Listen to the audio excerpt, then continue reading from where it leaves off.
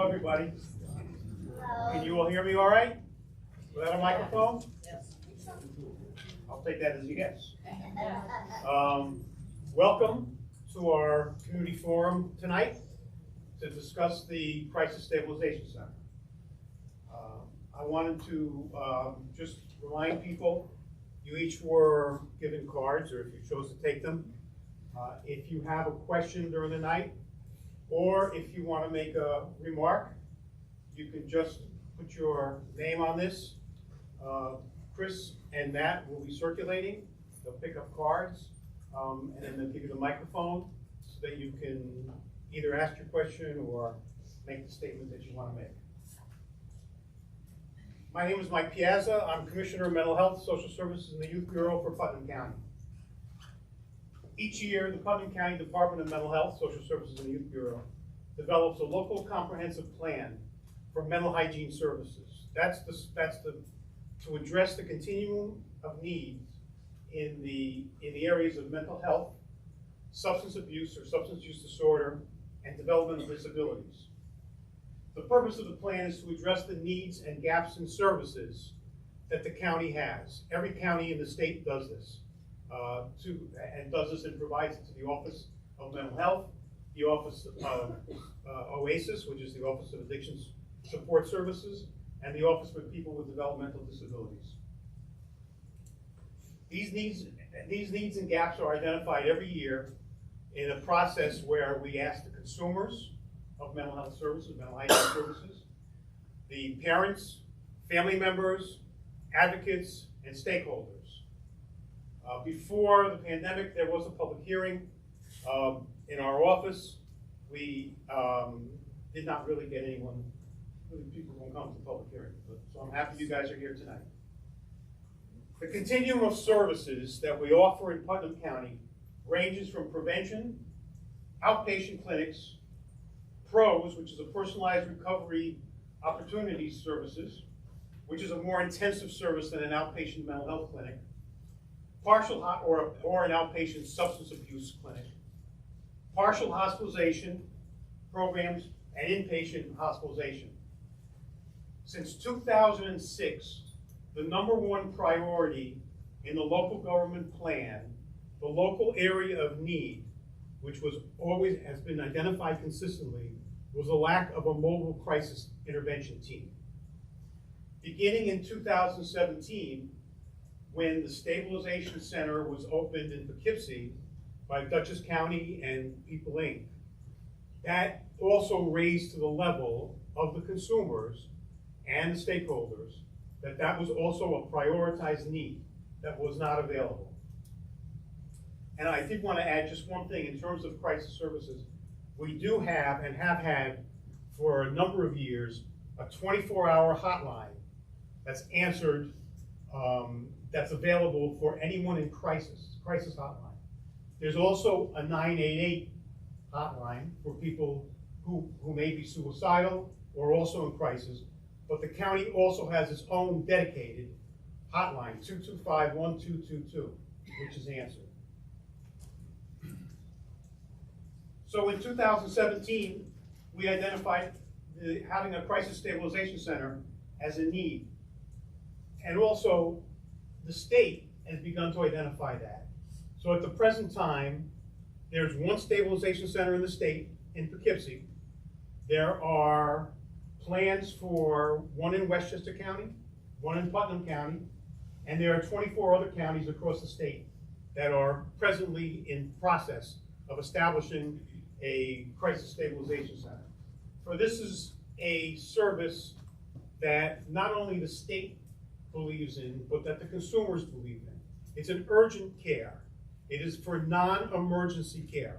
The contract states it's non-emergent care, but it's a place for people to go rather than have to go to the emergency room and then be discharged without any services. So and I won't discuss what Steve will discuss, the services that are offered in the Stabilization Center, but it is for the continuation of services so that when someone wants to see someone, they have someone to be followed up with. The Stabilization Center is a dual licensed facility. It's licensed by the Office of Mental Health and the Office of Addiction Support Services, OASIS, which is the first dual license, I believe, that the state is offering. And this comes after years of us saying, because another need is, of us saying, meaning those of us in the community, that people with mental illness often have addiction problems, people with addiction often have mental health problems, and that for too long, a person with alcoholism who also had major depression could not be treated in one place for the major depression. They go to a mental health clinic and they say, oh, I'm sorry, you have alcoholism, you have to be treated, you have to become sober first. And they could not become sober because they had depression and anxiety and other issues that came up.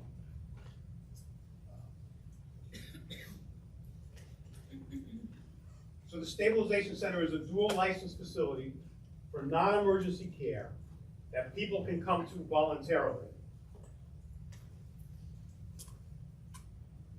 Several years ago, I think two years ago, County Executive Mary Ellen Odell and the legislature approved $2.5 million of ARPA funding set aside for the establishment of a stabilization center. And Kevin, our current county executive administration, Kevin Byrne, has also supported the idea of a stabilization center. So at this time, to explain more fully what a stabilization center is, I introduce Steve Michio, Executive Director of PeopleUSA.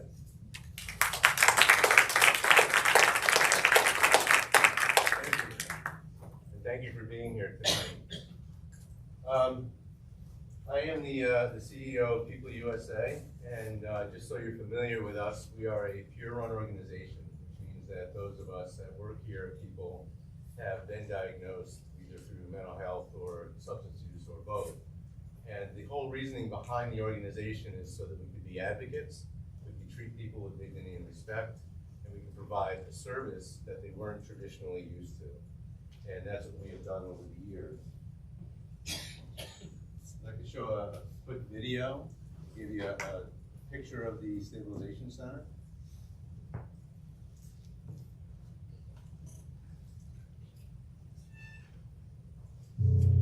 When someone is in mental crisis, very often they are first brought to a hospital emergency room by family members, or in some cases by the police. The experience many people go through at a hospital emergency room can be a traumatizing experience. Depending on the time of day, the environment can be less than welcoming. Some hospitals can be understaffed and may not have the resources to properly help a person in mental crisis. If the emergency room is busy, a patient may experience staff behavior that is punitive and cold, as well as void of comforting words. They are typically given medication and left on their own alone. Patients and their loved ones also speak of being discharged from the ED without getting the urgent care that they expected and end up with a discharge plan that may be less than helpful. The alternative that PeopleUSA offers is the Stabilization Center. The Stabilization Center is a place where people are treated with dignity and respect from the moment they enter the facility. The Stabilization Center has been recognized as the better alternative to the hospital emergency room.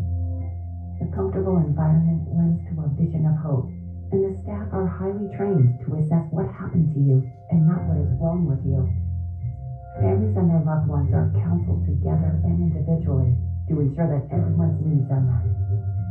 Within 24 hours, each guest is connected to the appropriate community service that can include, but not be limited to, medical detox and other services that can contribute to one's recovery and wellness.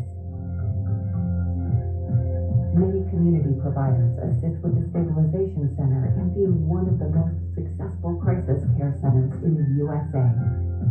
In addition, PeopleUSA, in partnership with Dutchess County government, provides crisis intervention team training to all Dutchess County Police Departments, MTA, and state troopers. CIT training helps officers engage people in our community in a safe, compassionate way, giving the officer another tool in one's tool belt to to get people to services and avoid emergency room visits or further criminal justice involvement.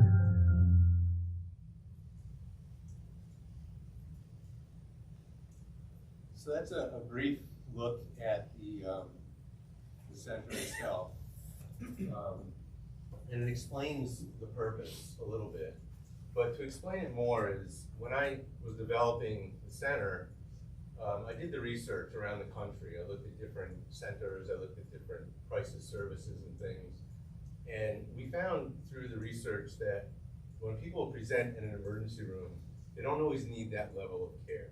They're not in that critical of a moment that they need that strong medical intervention, or that there's any real dangers or anything, to the individual. And it was 2/3 of the people that traditionally present in emergency rooms don't usually need that level of care. That opens it up for 2/3 of a population to, instead of going to a more traumatic emergency room, to come to a quieter center where their needs can be addressed within 24 hours. So at the center, they can be seen and cared for, and in 23 hours and 59 minutes, what we do is guarantee that they're going to be in the service in the community that's going to address their needs. And that's what we did in Dutchess County. So just to reiterate, we're an organization that provides a lot of services. We have mobile crisis teams in Westchester and Dutchess, in Glens Falls, New York. We have respite houses, which are places for people to go that are dealing with crisis, but have, instead of an inpatient hospital setting, they come to more of a bed and breakfast house, and they're treated there, and they can stay up to 7 days. And we found that the success of that has prevented people in the future from going back to emergency rooms and hospital care, because they learn better tools on how to address their own crises going forward. We provide care coordination, which is case management. We provide a whole continuum of services, basically, for people in our communities. And the thing that we've been successful at is looking at our communities and seeing what the needs are, and what we could create and work with the county governments and community providers to create a better system of care for people. Because our traditional system has always been punitive, traumatic, and very difficult for people to navigate. And we've taken that challenge out of it. We made it much easier for people to navigate the system of care by coming to the Stabilization Center.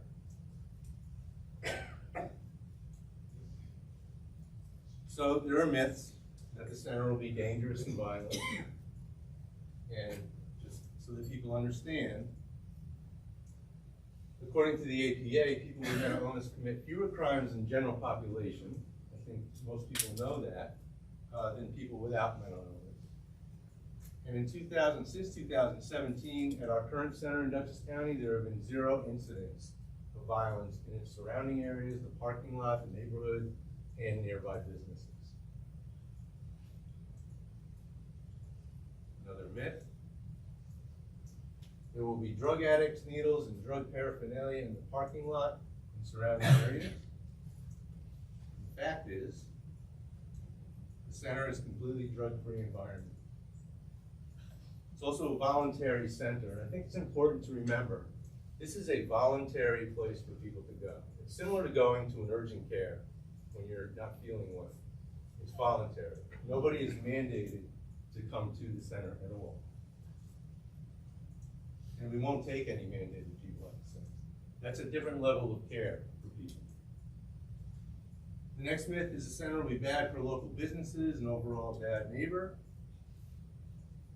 And the fact is that 50% of the individuals served are children and their families. The center in a family-friendly therapeutic home environment. The top 3 diagnoses that we see are anxiety, depression, and trauma. These are the folks that are coming to the center. We didn't, when we opened, expect to see so many children coming through the doors. Well, as we got to be known, as our integrity grew and our service delivery grew, parents and schools started utilizing the center more. And now 50% of the people that we serve are from 3 years old up to 21 years old. So this is some of the feedback that we get from parents, caregivers, and some of the feedback we've gotten from the guests that have come to the center. I think some of that you can read, but these are the comments we get almost every day. People appreciate what we do because we treat people with dignity and respect. We give them privacy, we give them hope, and we build a plan with them while they're with us. The average stay at the center is usually around 6 hours because sometimes we have to work out the referral system, we have to work out how to get them into the services that they need, what's the warm handoff going to be like. We don't want to lose people that come to the center. So that's what we do, is make sure that we're following through on our promise to work with every individual that comes to that center and the families if they come with them. Because a lot of times, if you've gone to an emergency room, they will take the patient, the person, and you won't have access to them. And they won't come out and help you as a family member to deal with what you're dealing with that loved one. But we do. We come out and we meet with the family as well as with the individual that we're serving so that we can educate people on how to look for better outcomes for their loved ones, how to also feel better about bringing them to the center and knowing that they're going to be cared for.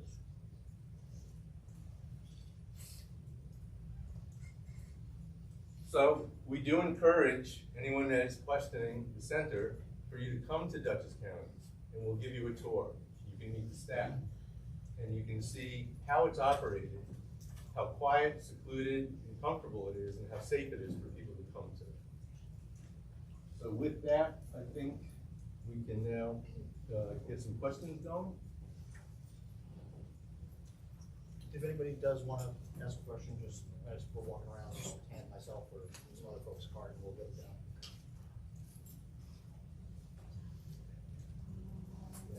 Let's go to Natalie Fleming. Hi, I'm right here.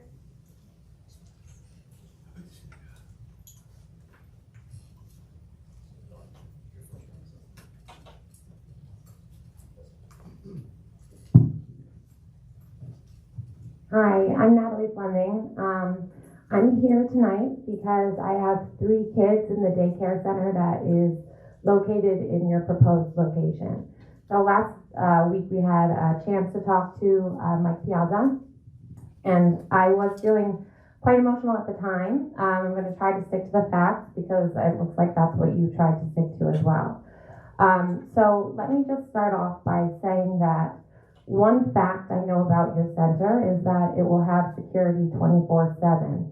So when I hear that there's going to be security 24/7, I don't really like being told that there's no, that this place is 100% safer than any other business that could be going in, because a pizza place doesn't need 24/7 security. A yoga studio wouldn't need 24/7 security. My daycare doesn't have 24/7 security either. So we know that what you are opening is a little bit different from your standard business. And that's not to say that I agree with you. 99% of people, maybe even 99.9% of people that would be utilizing your services are nonviolent. I 100% agree with that. However, with my children, my 3 children in the daycare, 99% is not going to be good enough when I know you have 24/7 security, but my kids aren't going to. The other thing that I would like to say, another fact, is that our director of our daycare has already let us know that she's had people pull out of sending their kids to our daycare, hearing about the Crisis Stabilization Center.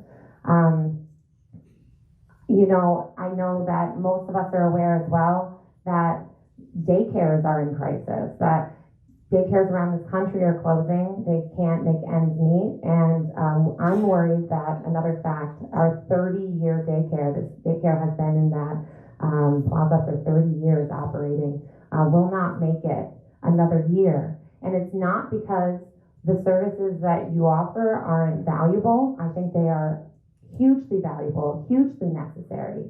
I'm a teacher. I know a lot of us are teachers, and we are acutely aware of the mental health crisis and the addiction crisis in this country. I'm so happy that Putnam County is going to be looking at opening a crisis stabilization center. I'm wondering about whether this is the appropriate location, if it's also going to mean the end of other services that are being provided to our community for our children.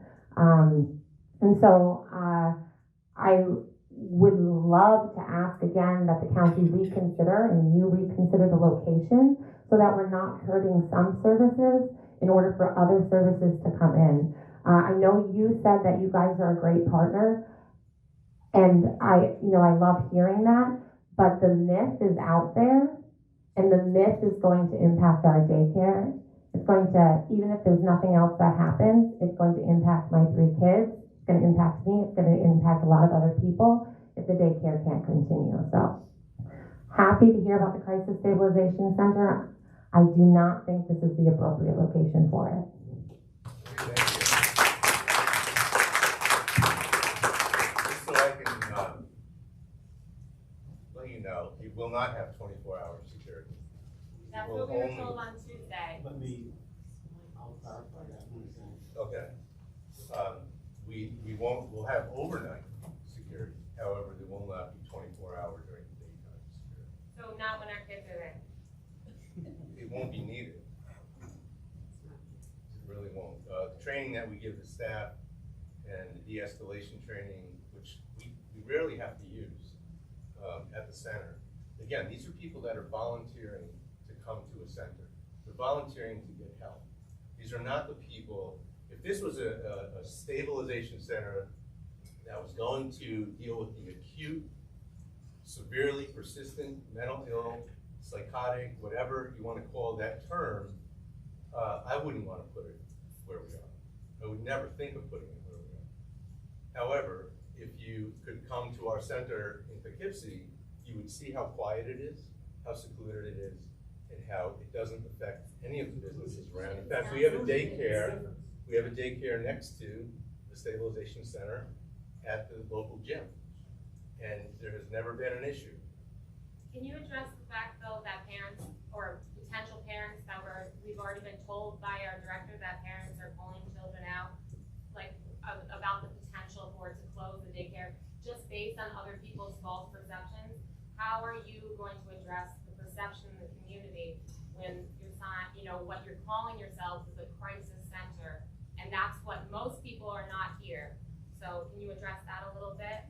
The only thing I can address is that it's too bad that the people don't understand what the center really is. We're changing the name. The original name, Crisis Stabilization, came from the county and the state. I was calling it a wellness center. So it really wasn't focused on the critical and the crisis. It was focused on preventing that level of crisis that people may experience if that situation continues. So it's really not an appropriate name to call it a crisis stabilization center. That's unfortunately what the state is licensing, but once we open, it's a wellness center. It's a wellness hub for people to come So to. the name will change when you open? Sorry? The name will be changing? It'll be a wellness center. We're not going Will to the use name the term. change? Will I the don't name of it understand. change? Yeah, the Because name will be- when I look up Crisis Stabilization Center, your other center comes up. Exactly. So you're saying it will not be called a We crisis don't have to call our stabilization. future stabilization centers crisis stabilization centers. I just want to clarify one regarding the 24-hour security. Yeah. When Kim and Himali gave the presentation last week at Over the Rainbow, they had said that the security was overnight. But when there was obviously concern about security, I raised the question, what can we do to help reassure people? Would 24-hour security be something that reassured the parents? And clearly the answer was no at the time. So that's for the 24-hour. That was my suggestion, but it was an overnight security. Let's move to Carrie Vigila.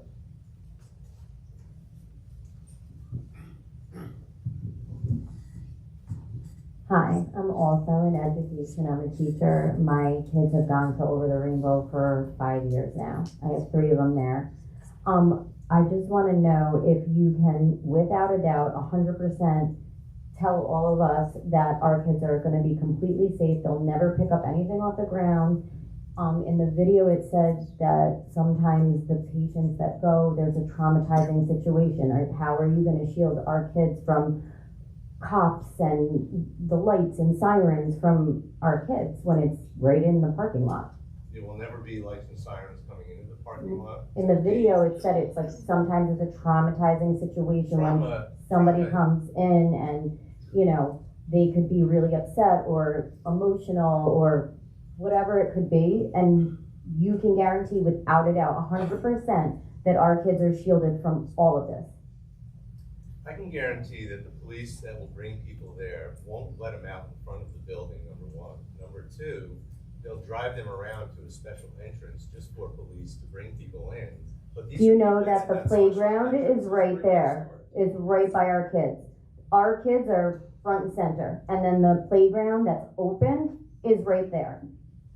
But they'll only see a police car coming around with no No. lights and sirens. No, the daycare is upstairs as well. Upstairs, Yeah. downstairs. That's We're at the directly other end. next door. That's down at the other end. It's not even close to our door. Not close to your door? I mean, There's one way up. It's 60 yards away. Yeah, but if they're not, what are they gonna see? I mean, they're just. what do you gonna see mean, what are somebody they get out gonna of see? their They're gonna car see and cop cars coming in and out, and again, can you guarantee without a doubt, 100%, that nothing's gonna be on the ground? They're gonna be 100% safe. Could you sign your life on it? Would I bring my children to the daycare? Yes. No place can guarantee that. Well, can you guarantee it from your establishment? We can guarantee we will provide the safest environment. But not 100%. No place can guarantee that. That's not enough for me. Yeah. I mean, you have SROs in your own schools. They can't guarantee. We still have shootings in schools.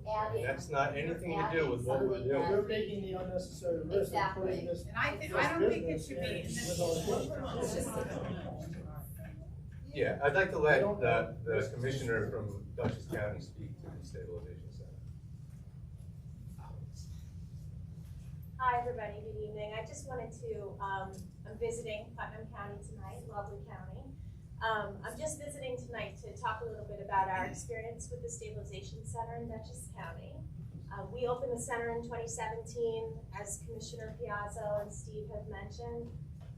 I can't say enough good things about the partnership with Steve and PeopleUSA and the organization that they run. Stellar and top-notch. So I just want to talk a little bit about what it's like to have a stabilization center. The stabilization center is located at 230 North Road. You actually saw a picture of the building when they played the video. What else is there?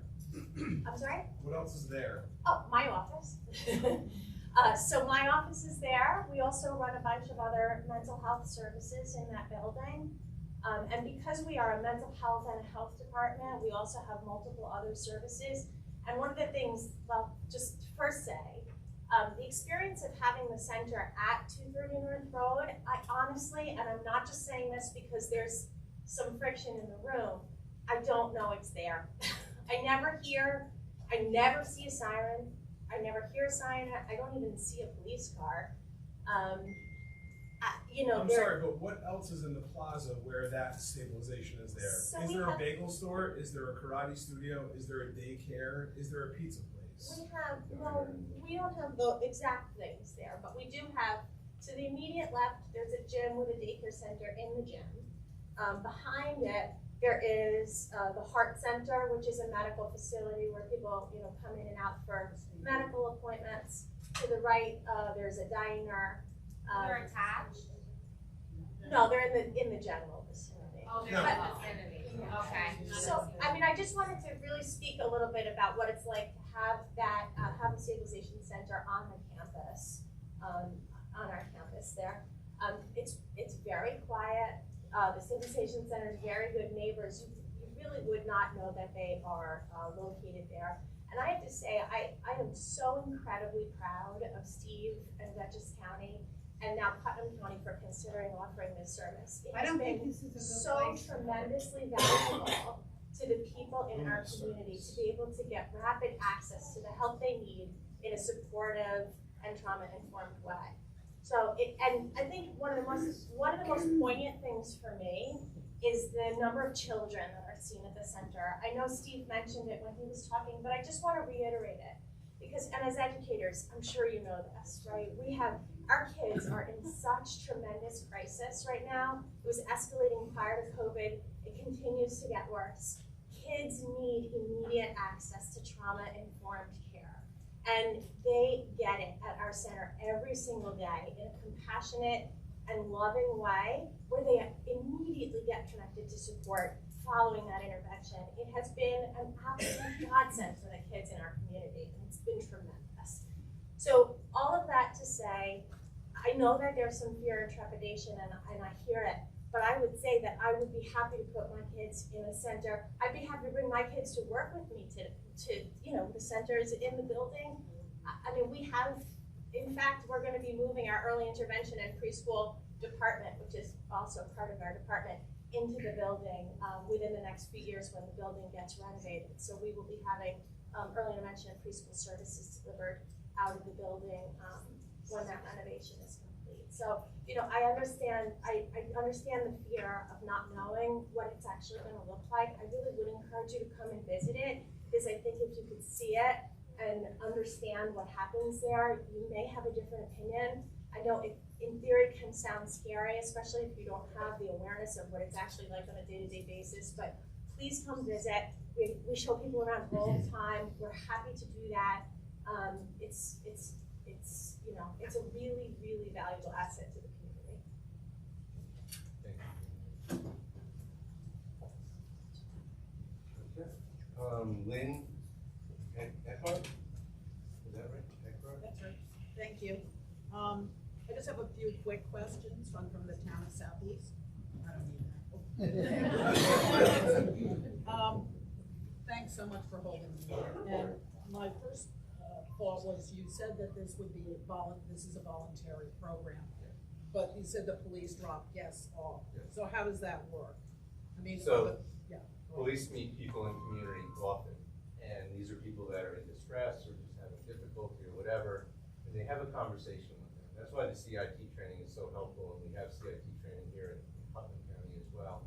When an officer is trained how to engage and find out what's going on with somebody, they can have a conversation. And they can then have that person make a choice where they can either go to an emergency room or they can go to a stabilization center.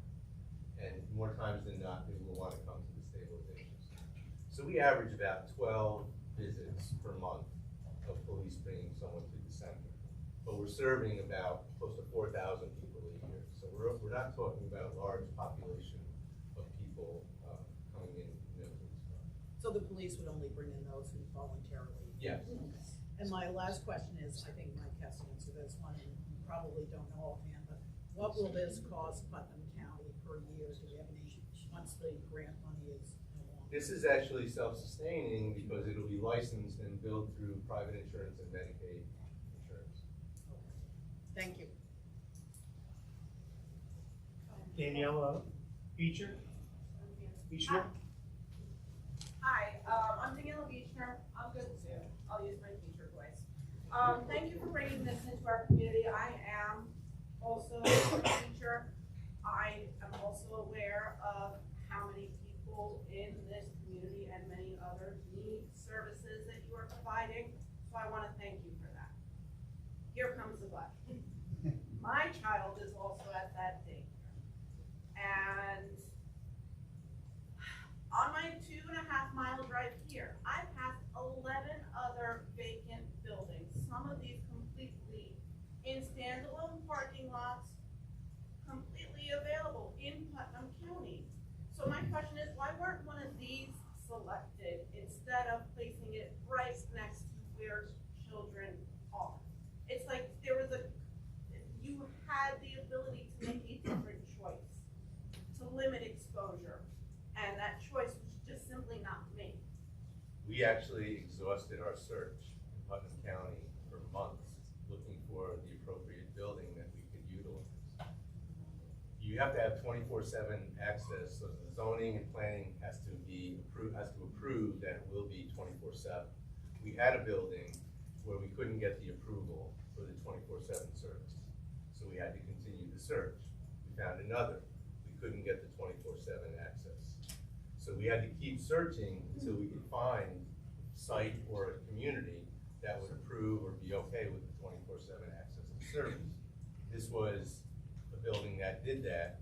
It was also a building that was appropriate for the size of what we want, how we want to renovate and design. So it was not an easy decision to just say, oh, let's put it here.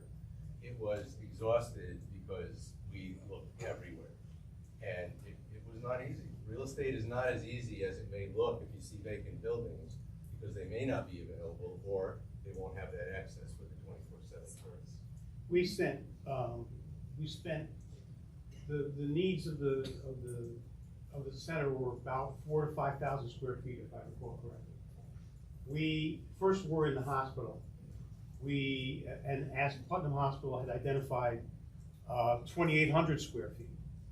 And we were taking a look at, people were taking a look at seeing whether it could be fitted so that there could be enough services within that 2,800 square feet. Then the hospital said that space wasn't available. Then they offered another space, an additional space, which actually was quite large, and it had some issues with it, but it would have been appropriate. And in general, the hospital wasn't a great place because people don't want to go to the hospital. And we have to really make clear, you're not going to the emergency room. You're going to the stabilization center. But the space that was, before we even had a chance to even map it out, the hospital said that's not available. And then there was because corporate had different plans for it. And then there was a third site that we were looking at. And that also didn't work out. So there were 3 sites. We had invested a lot of time and effort at the hospital. Then there was no space at the barns. There were a couple other spaces that we looked at. And even after last Tuesday night, I was told that there was a location between Middle Branch and further toward Carmel on Middle Branch. And there's 2,500 square feet. And it's across from a daycare center.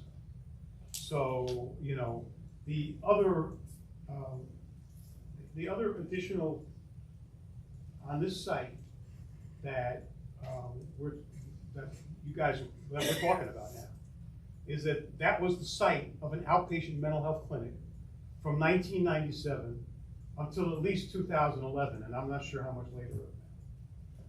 And then there was the site of of the Mental Health Association and Vet to Vet for a couple of years. And I never heard a concern from the daycare center. You haven't heard any concern from the daycare center about I know at the time, maybe not, yes, but I know that the director right, has since told you that there were incidents with the kids, and that, so you have heard now. That there was an incident with her, and not that there was an incident with the kids. I believe she said there were 5 or 6 incidents. Well, that's not what she shared with me, but I won't argue what I don't know. The fact is she didn't say anything to us, and what Steve is saying is that his place will be run differently than that anyhow. And that was 6 cases in 15 years. Is that okay? 6 cases? Oh, is that going to be the rate? 6 cases are okay? No, I don't think that's true. I'm saying that we never heard about them. We would have addressed it at the first case if I heard about it. The other thing, to answer Daniela's question regarding the for-profit, Yes. do you want to ask it or do you want me to read it? I'll say it, I have no problem, but I did have a follow-up. As far as the zoning goes, and you saying it's not zoned for 24 hours, can't the variance be applied for? Like, I know that I had zoning issues when I remodeled my house, because I was going 8 feet closer to the road. And I applied for a zoning variance, and I got it. Was there a possibility or an opportunity to apply for a variance, or, no, not even? If the square footage was right, but we couldn't find the square footage. Okay. Secondly, we were informed that PeopleUSA is a for-profit. Yeah. Okay, then I was misinformed. Then I retract that question. Kristen Weller? Hi, how are you?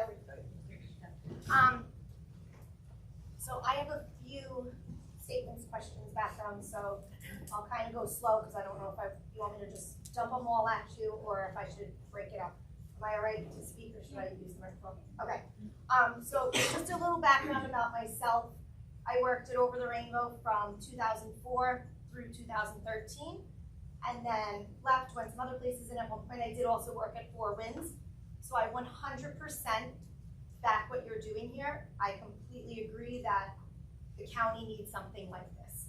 But again, I'm gonna speak to what I know, and I'll also touch on what you had just mentioned as well. So going back to SLS, which is what was there that you're mentioning. While I was there working at Over the Rainbow as a teacher and then later in the years as a director, I did witness the patients loitering, just getting too close to our building in the front and the back. They would walk, if you're familiar with the area, from the back, which is where you're gonna be located, around past the playground. Things would be found down in the playground. We never would have thought to notify you because SLS was not associated with the county. So in regards to you not knowing, I don't think that there would be a reason that you would need to know because you weren't in the position to know that. But there were things that were going on back then. SLS was listed as a mental health facility. So I just wanted to know how, what this is similar or different because like, yes, back then, maybe things have changed with the patients that are gonna be coming in, but it wasn't like, back then, it wasn't like what the Justice Commissioner was mentioning. We did know who was coming in and out of that building. At one point in 2006, you can look it up on LOHUD, there was a patient that left SLS for the weekend or whatever the case might be, went to Long Island, did some terrible things, now he's in jail. Later after that, his family was outside in the front protesting. SLS did not take care of my son the right way. So I just want to know, how is your facility going to be similar or different to SLS, which I do have personal experience seeing the patients that were there. So again, I don't know if you'd be able to answer it or Mr. PeopleUSA. And then I do have other ones. We provide person-centered care, and what that means is, first of all, nobody's going to leave the building and just be able to walk wherever. They're always going to be observed, supervised, or driven to their next location. This is not a place where people are just going to be able to hang out at all. Well, not even hang out. Like I know the last time people. So like, is there always like, if I was bringing my son or my husband, do I always have to stay with them? Because there were times that some of those people were just waiting for a ride or whatever the case might be. So is there always going to be nobody someone would wait with outside if they were waiting for a ride. Number one. Number two is if you brought somebody there, if it was a child, a parent would have to stay with the child until we can make a determination. If it's an adult, no, you could leave and then come back later. Sorry, but you mentioned there was no security during the day, correct? Right. So who's preventing the people from just leaving and like making sure and escorting them out? The staff are trained, first of all, in different trainings, but also we would follow you out. We would say, well, where are you going? Because if they're going someplace that we referred them to, there would be no reason for them to go outside unless that car was out there waiting for them. What happened if they got angry? If they felt like they didn't need to be questioned, or if they got on the defense for any reason, and then People get angry. Staff wasn't trained. I'll tell you that people get angry. You de-escalate the anger. Plus, it's a place where people can leave. If they were getting angry to the point where they didn't want to be at the center anymore, we would drive them or get them transportation. You just said they can't. You're saying they can leave. I guess You're not. they can just walk out, right? No. They can't just walk out, but they No. can also just They leave. They can leave if they have a ride. They leave. But if they just walk out, we're going to follow them out. We're not going to just let somebody loiter in the parking.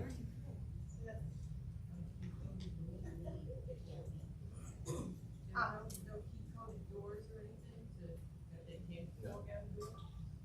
No.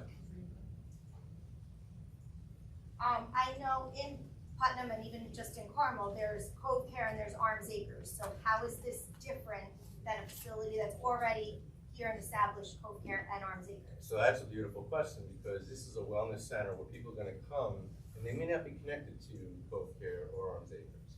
We are the connectors. So they'll come in and they are our partners, and we'll communicate with them. So we have somebody here. Right now, Arms Acres comes and picks people up right from our stabilization center in Dutchess County and into services. So it'll be the same situation. Okay.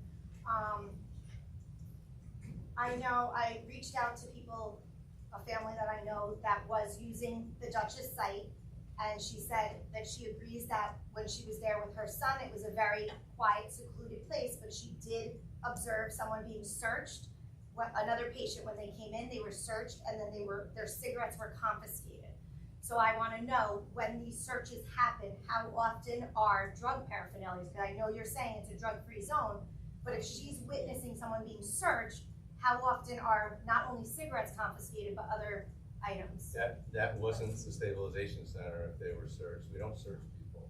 Okay, so I'll have her clarify that, but that was what a family friend told me, that she took her 13-year-old son there, and she said it was quiet. And so she was agreeing with a lot of the stuff that you were saying, but she said that she witnessed someone being searched. If an issue does arise, is there a site manager at all times, or are we going to be reaching out to yourself? There's always a director or someone in charge at the facility, and there's 24/7 access to our other service directors if we need that. Okay, and then just two questions that I didn't have on there. One, is there a way, would we be able to email you for a copy of the slides? Because I have Rita from Over the Rainbow on the phone, but she said that last week when you did the presentation, they didn't have that slideshow, that thing that you just did, so would we be able to email you? Yes. Okay.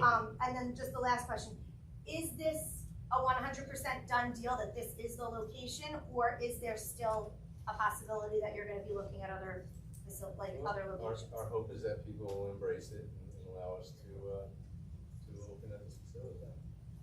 Right now, this is the location. Alex Othmer? Yeah. How's it going, everybody? I just wanted to share some thoughts. Definitely appreciate both sides. I'm very grateful that Putnam County is interested in opening up this type of community center for mental health. It means a lot to me personally. I also understand the fears and concerns about that opening up locally next to a place for your children are. I have 2 young children at home, and I definitely share those fears and concerns. I just wanted to shed a little light on the idea of mental health and stigma.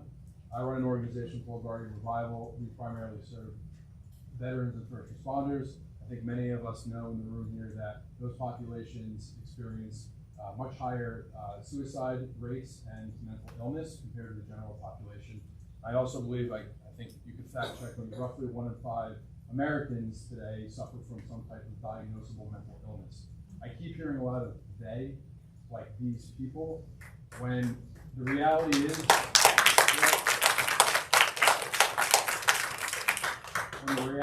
that there's people in this room right now that are suffering from depression, anxiety, and trauma. We all experience trauma in life. You don't have to get shot at.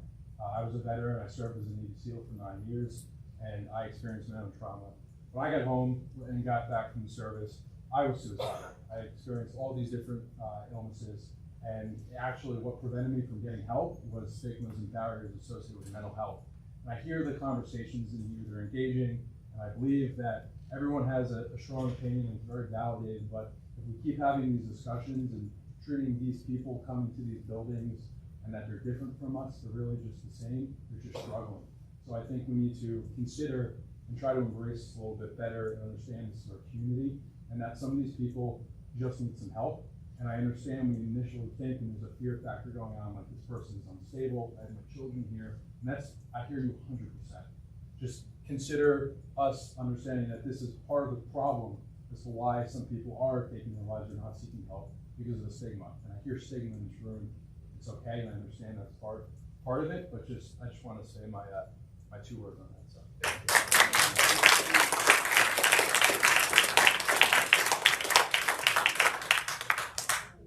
Eric Barca? Just have a quick question.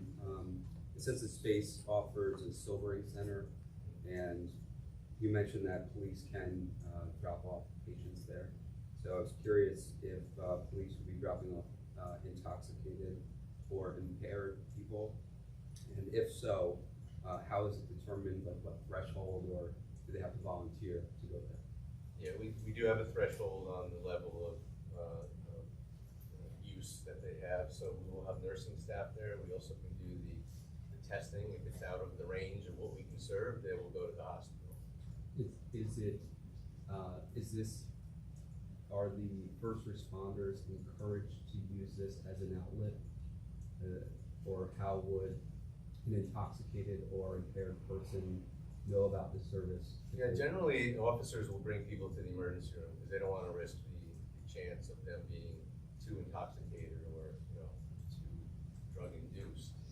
People that come to the center may be under the influence, but that's when we say sobering, it gives them an opportunity to come in, rest, sober up, and while they're doing that, we're trying to get them into services that are appropriate for them in the community.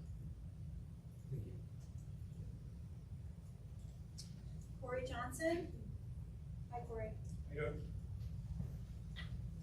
First of all, I think that there are no people in this auditorium tonight that are against what you are trying to do.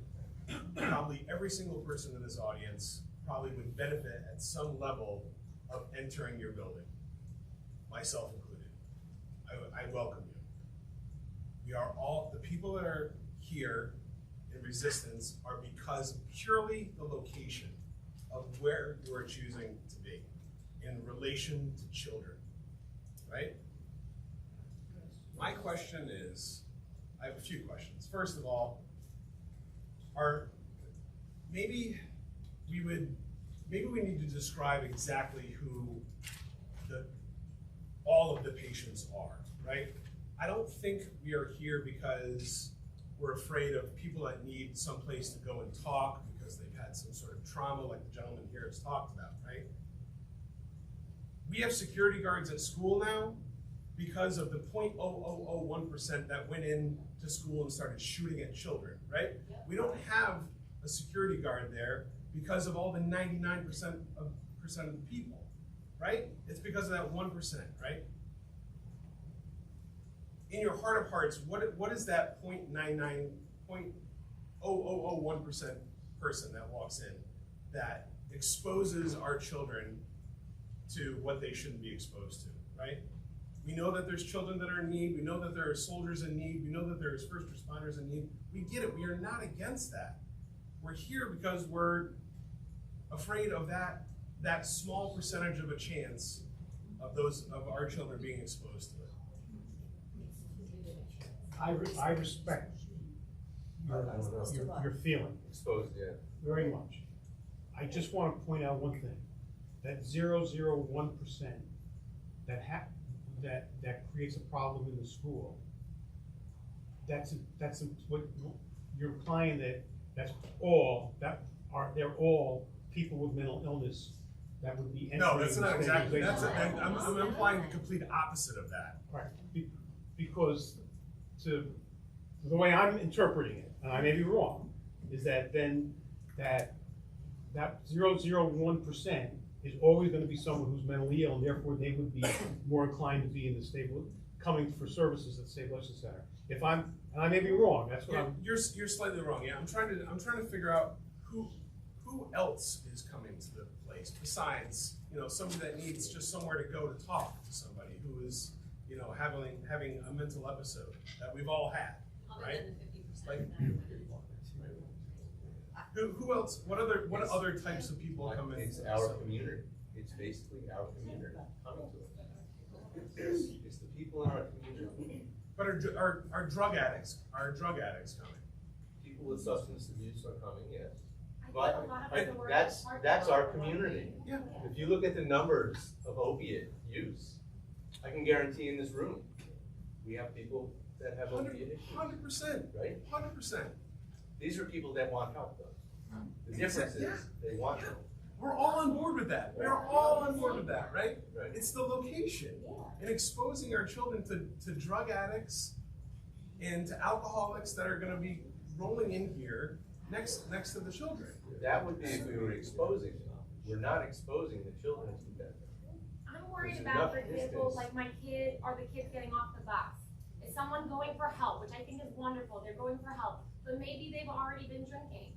And so I guess what is the guarantee then of the safety of our kids going from the bus, which they do every day, or going from class to class? My kid every day, I say, oh, you have to stay right next to me in the parking lot. Because I know even without the center, someone who could be drinking could come into come into the parking lot, and or even someone sober. I mean, we make mistakes driving all the time, and so that's a huge fear for me. And I think we're all 100% we support the center, but we are so scared that something is going to happen that increases the odds of one of our kids being exposed to something or getting hurt. And if the truth is, yes, 100%. I'm so supportive of people going to get help. I think we all talked about this last time. We all have people in our family who have had addictions. We all, and I wouldn't want to stigmatize anyone, but I'm also realistic that if you've had 4 beers or if you've had drugs and you're like, okay, I need to go get help, and you're driving into the facility and my kid's walking, you want to get help, that's great, but my kid is my priority. You're also Isn't there a deli right there in the plaza? What? Isn't there a deli in the plaza? Pharmacy. Pharmacy. Yeah. What is this? Yeah, there's a deli. What does that have to do with anything? I'm just, these are people that might be Deli coming in to doesn't sell get alcohol. There's no. Okay. They don't have a pharmacy though, right? Good point, though. Yeah, we don't sell beer either. I think life is. So what stops an alcoholic from having a 3 or 4 day bender, saying, shit, I wanna go get help, leaves his house and has to drive into the parking lot, make a right, go past It's the just a daycare. huge amount of space that you're Yeah, passing. and going around the parking lot, and then he's like, shit, you know what? Fuck this, I'm leaving. And just turns and makes a right into the damn children's playground. Because they wanted to go to your crisis center. So then our children's lives are in your hands. And you're saying this thing about the deli, right? Or if there was even alcohol at the deli. But what the crisis center is for is encouraging people to come in who may already have, I know that people can come in all the time who have substance abuse issues, but what you're trying to tell me is the percentage doesn't raise up a little bit when you open a crisis center in terms of people with addiction coming into the parking lot? I can tell you through experience, no. Yes, you can tell me for experience, but the From the percentage of experience of people our current coming in with stabilization addiction does center. not increase when you open a crisis center. And your service is not working. That makes no sense to me, because those are your guests. That's who you And want. that's wonderful. I'm just worried about. And not enough people are coming here. What are the experiences in Dutchess? Well, that's what I was trying What is to. your experience? I mean, in Dutchess County, we have not experienced any increase in incidences related to substance use problems in our parking lot, in the building. Is there a percent of the population coming in that's intoxicated? Can you quantify that? I would say that, I don't have the data off the top of my head, but I will say, if you were to run reports on the diagnostic, the diagnoses of the people who come in, the majority of folks who come in are people with depression, anxiety, and traumatic, having an experience that's traumatic. I do know off the top of my head that about 50% of the people who come to the center are under the age of 21, they're youth, or young adults. And just one other thing that I forgot to mention earlier, we do have security at our stabilization center 24 hours a day, and that was at the request of the county. But we've actually decided to change that because it's not necessary and it's a totally wasted resource. And the security guard sits there all day long. It's really bored. So we've actually decided to remove him from the stabilization center because he's not utilized. I think we all understand again that the majority of people who are coming in are suffering from anxiety, depression, and trauma. I've heard that a lot. I don't think we're worried about the majority. I'm worried about the fact that you said that the majority of people aren't coming in, under the influence of drugs and alcohol. What about the minority of people who are driving in under the influence of drugs and alcohol? I also think that some of us have to understand this location. This isn't exactly like your location. You literally have to pull into the parking lot, drive around the daycare center that goes from the front all the way into the back, into the location they're talking about, with windows, and then an open playground all the way around. That's what I think the difference is. I thought your center looked lovely and closed off with one entrance where you could park out front. That's not exactly this location. Are your kids walking around outside? Yes, they are. There's buses that drop them off. Yes, they're walking around outside. Pretty supervised. So they're allowed in the parking lot? Yes, they're allowed in the parking lot. The bus drops them off. They walk across the parking lot. With the teacher's aid or? Yeah, if someone's driving through, the teacher's aid's not gonna pick up a car and move it to the side. So we're gonna go to Lauren Johnson. Whether or not the children are outside. Yes, they are. in the parking lot, walking outside. I hear they're outside. I think the question was, are the outside of the supermarket? No. We take entrance out for walks. And thank you for answering that. Even if the children are outside, I don't know that they're usually outside, right? They go for walks. They go outside for recess. strollers. Okay. Yeah. So wanna pick up a percentage that someone might come in and hit them? All right, we're gonna go to Lauren. Thank you. Lauren Johnson. Hi guys, my name is Lauren Johnson. I'm also a parent of 3. My kids are in daycare, not this daycare. But I'm also a community engagement facilitator with the Prevention Council here in Putnam County, and a person with lived experience with mental health. So I kind of been wearing several hats hearing everybody speak. And I certainly hear your concerns. With my training and my experience, I can tell you I walk through the community and I'm able to see people who are intoxicated or who may be struggling just based on my experience. So I can tell you that I go to the grocery store and I still see people who are struggling during the day. I go to concerts in our community and I see people who are struggling every day. I go into these places that I take my kids and I hate that I'm acutely aware that I'm keeping them closer in these public spaces because I see people struggling. So for me, when I see this community resource coming in, it makes me feel better that these people are less likely to be struggling out in the community and more likely to be connected to care and getting the access to services that they need. The other thing that I want to bring up is I hate that we're having to teach our children the things that we're having to teach them and expose them to the things that we're having to expose them to at an earlier age. But I also know that the way that we're going to be able to challenge stigma is by teaching our younger generation that it's okay to ask for help, that it's okay to access these services, and that people with mental health disorders and mental health symptoms or substance use disorder, I use the term synonymously, that they can look like you, they can look like me, and that it is, yet again, okay to get access to services. When I was a young person, and this is something I've never talked about publicly, I didn't feel comfortable getting access to services because I didn't want to be othered. So this is a really great opportunity for us to bring that into the light and say, you know what, it's okay to ask for help, and it's okay for these services to be in our backyard, because I hear what you're saying. You guys support it, but not in our backyard, so where is this going to go? I hear you. You guys are taking it. I hear you. Yeah, it's being. I just ask you to consider that. Twisting it. It's about the location. Yeah. I hear that.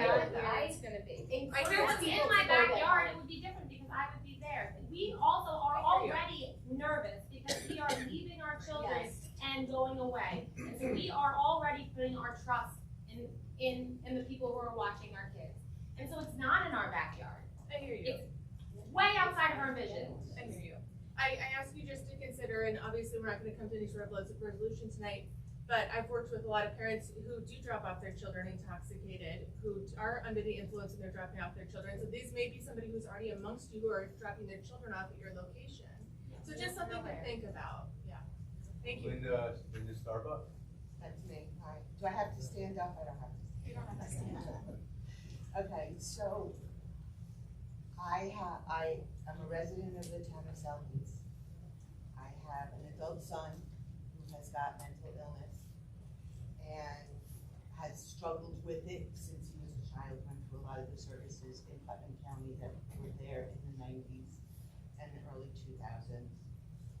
And I work for a substance use disorder agency that's very large in Westchester, Dutchess County. So the location of your current stabilization center at 230 North Road, correct? Those are the old county buildings? They are county buildings. Right, they are, because we used to have can you hear me? Yes. Yes. methadone clinic at that address there.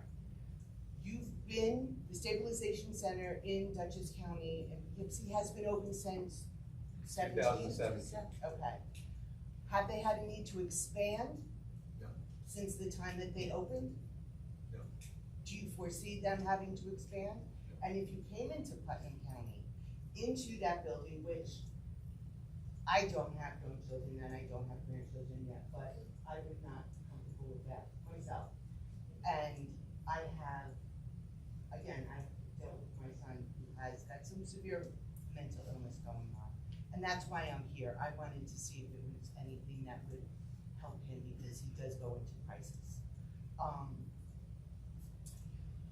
So I wanted to know if you foresee any expansion. How would you do that in a limited space like that?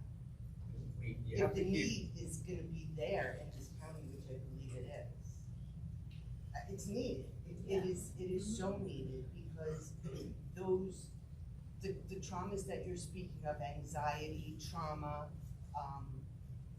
and depression, left untreated can lead to some other very serious mental illnesses that go on.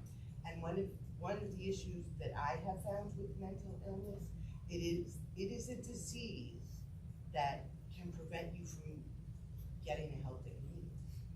It really can be your disease in itself. You can want to, you can voluntarily go, but the help that they offer is not always in the referrals. Are they going to be following up on all of these referrals that they make? My son has a very difficult time following through with getting the help and treatment that he needs, and he wants to dictate his own treatment, and those are different things. So I don't think that this place would be something for him. But those are my thoughts and concerns, and I wouldn't want to necessarily put that next to a daycare either. In that, it's a very confining plaza. There's one way, it doesn't, the driving doesn't go all the way around the building. You have to go up to the top and back out that same way. And I know how my son was as a teenager, you know, and I'm sorry, but teenagers aren't voluntarily going necessarily. They're going because their parents are making them, the school is telling them they have to go. And teenagers can get pissed off. So every teenager that comes to the Stabilization Center volunteers to come because they have a choice from their parents or the school. Nobody is forced to come to the center. But is something really realistic about what a teenager's choices are when they're living in their house with their parents? So you tell a teenager that's forced by their parents, you can't come in because you're being forced by your parents? I can only say we serve who we serve and who volunteers to come to us. I can't live in their home and figure out what's We're going just on. trying to be as realistic and open as possible, that's all. Because we're teachers, they know teenagers. I'd like to say that, people with mental illness are not dangerous. People with mental illness are people that would be more subject to being injured than giving injury to somebody else. They're good people, they're honest, intelligent, respectful people.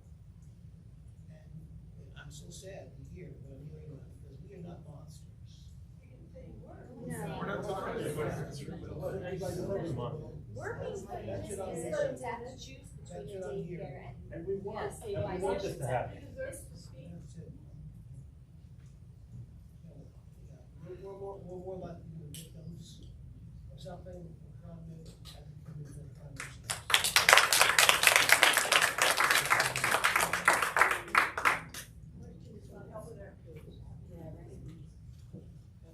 Like you wanted to choose between the two.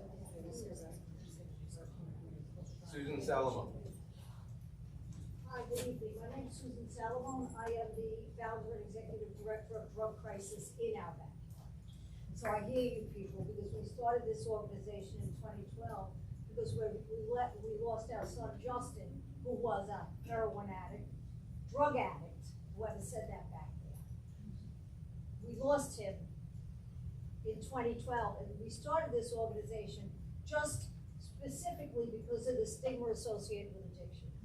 And when I hear what's happening back there, you would never know my son was a drug addict. You would have never known. His bosses didn't know he was a drug addict. So I want to tell you that the only people they're hurting are themselves. If we could get them off the street so they don't steal from you, they go there and get some help, and their families go there and get some help. Maybe we'll have less crime in this community. We'll have less violence in this community.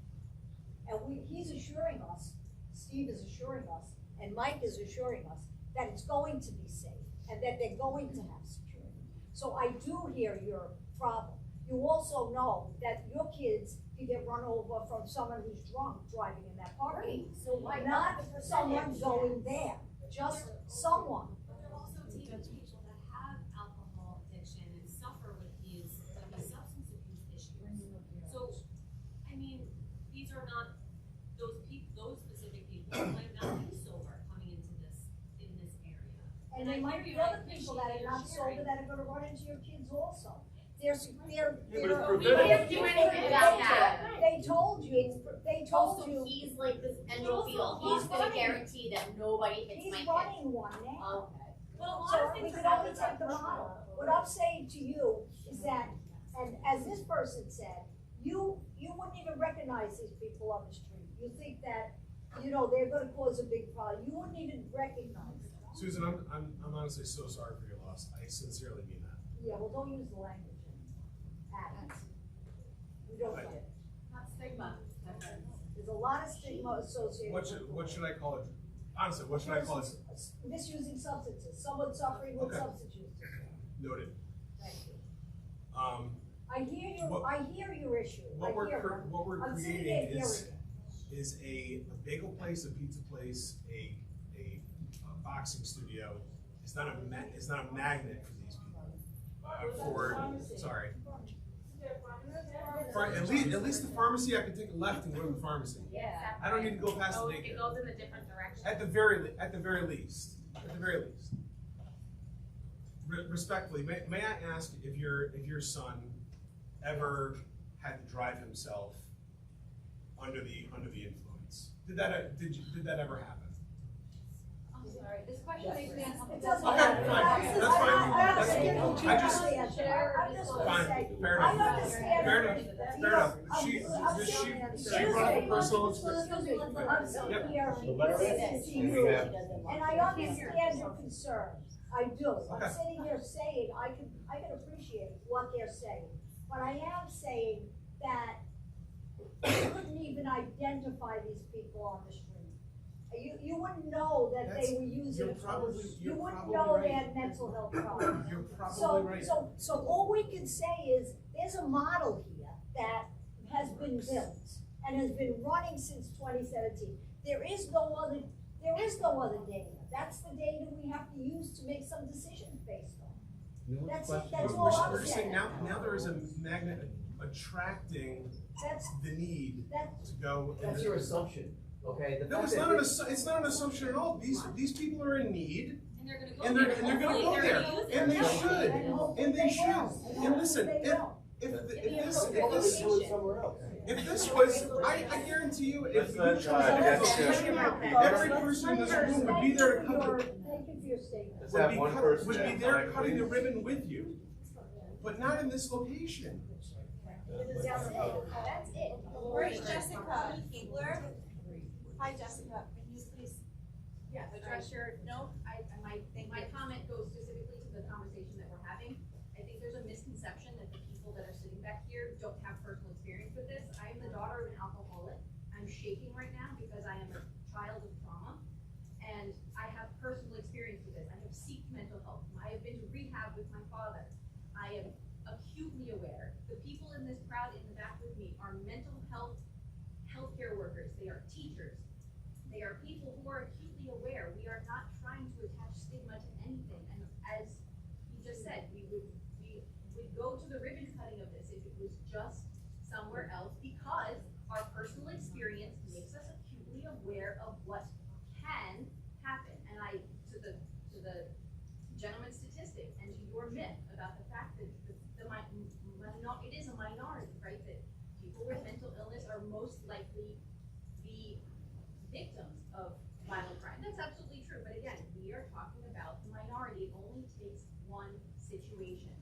So again, back to the stigma, we are here because we have personal experience with what can happen. That's all I want to say. There is no stigma coming from back here. We are all acutely aware and have lived this. So I don't think we have any more cards. Are there any outstanding in the audience? One more question. You have, It was on my card, I Go ahead. forgot to ask. Are you gonna be open 24 hours? 24/7. Okay. That would be overnight then.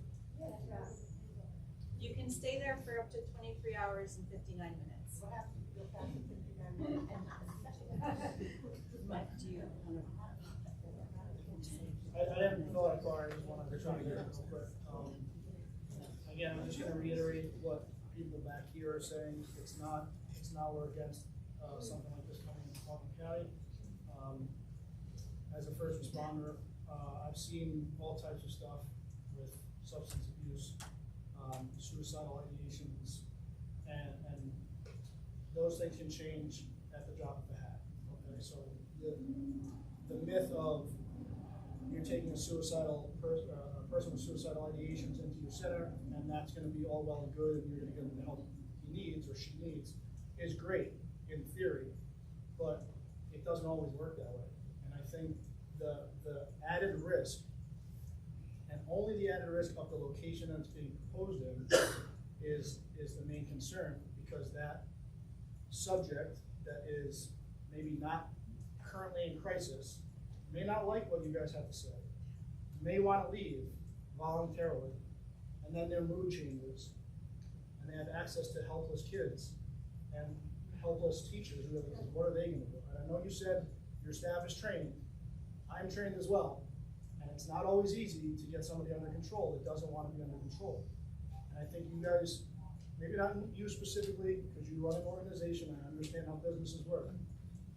The county is making a willful decision to place helpless kids at a potential of a higher risk of harm. And that's all we're saying. Put it in another location, and to you saying that you exhausted all of the locations within the entire county, I'd have to question that. You know, I don't have the data to back it up, but I know there's a lot of places, and I'm sure you didn't call every single one of them. I think this is a need for the county going forward, and it's been, you know, needed for several years now. And I think ultimately finding a better location, which may take more time, is probably the right choice for the county, not only for the people that need this service, but for the people in the back here that have concerns with this, the location of this. So I would just ask, again, for the county itself, if there's a way to reconsider this location, if it's not already a done deal, to please do so. That's all we ask. That's it. Sure. Hi everyone, thank you for all coming tonight. I just want to add that I hear what you all are saying, but our community needs this support. And I think everyone in the room has said that they know that this is a need, they know the community needs it. And when parents, like you all, have a 3-year-old who needs support, they bring them to the center.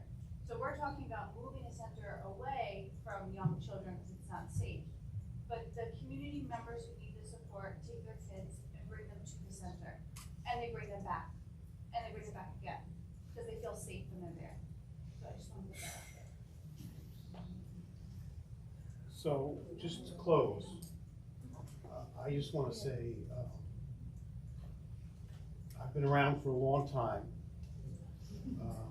and some people may say too long, but one thing about Putnam County is that there is a great deal of caring and generosity and willingness to help each other. One of the things that I'm feel strongly about is that there's really consensus in terms of the Stabilization Center and the benefit to the community, and there's a great deal of concern about the location, and I understand that. So I do feel that it's not one versus the other. There has to be a way to be able to reconcile and take care of each other. So with that in mind, I really appreciate the fact that you came out. Some were supportive, some were not of the location, some were not supportive of the location. We understand that. And I appreciate the effort that you put into coming here and the willingness to talk about it. And yes. I wanted to say something because I'm a psychologist by degree, probably a better research psychologist than a provider. I deal with parents and children, and I also work at grade 1. We see tough people. Please drop them off a lot. So, with the statistics of the children, when I work with, I don't know how much to say, but most pedophiles or people that attack children are uncles, aunts, and grandfathers. That's 99% of the pedophiles or people that attack children. Substance users go out of their way. They'll give their life to defend the child. Not that this place sees substance users, but the baseline data, we often hear about an airplane crash or we will fly. For 13 years, there's no deaths in a certain period in the 70s. Just the baseline data makes us afraid. But this place, from what I hear, because we have 6-year-olds, we don't send them to a place like that. Because these are the people that go home and fabricate weapons on their 3D printers to bring to school. So they try to stop that right away so they don't get into the community, and the central ideas would stop that. So I just want to tell the parents, be aware of the baseline data, where substance users, which I don't know if you get a free, but if somebody's in detox, we bring them to detox, we don't take them into our house, where we are, at grade 1. We have to get them to a safe detox zone first. But the data shows that pedophiles are uncles, grandparents, some aunts, almost exclusively. And substance users go out of their way, they'll defend the child with their life. So I'm just saying, based on data, it doesn't, that's if it's just substance users and children, it's not a good likelihood that Yes. the data helps. What about, you said last Tuesday, that Rita had been a friend of yours for many years, okay? I can't hear you. You said Rita Paserno had been a friend of yours for many years, and she helps the county and everything like that.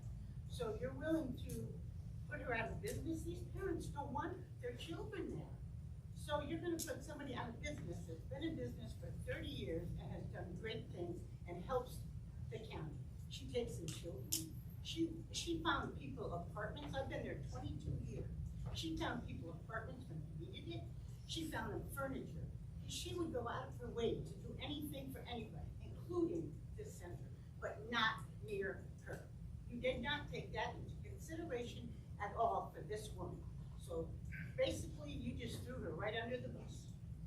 I never heard anyone say that they were going to put her out of business. Well, parents don't want to come here. And that's a concern of mine that So now what it happens? was stated last week as well. And all I can say is I repeat what I said last week. I have a long-term relationship as the Department of Social Services with Over the Rainbow, that a number of our subsidized clients their children go to Over the Rainbow. Right. I had a relationship with Rita going back 29 years. Yeah. She And also had the money last going thing there. I would want, and when a site came up for the Baby Step Forward, we supported that application for it to be there. We think it's a great resource. It's not our intention to put anyone out of business, but I hear what parents are saying. Yes. That's what I said. But still, it doesn't make it great. It doesn't do anything for the parents. You know, she has done so much for you people. I remember she didn't get paid for a while, but she hung right in there to help you guys out. But now you're hanging her out to dry. And our goal is to support every aspect of the community.